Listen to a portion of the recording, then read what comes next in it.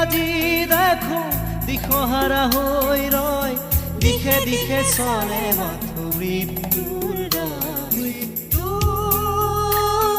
এতিয়া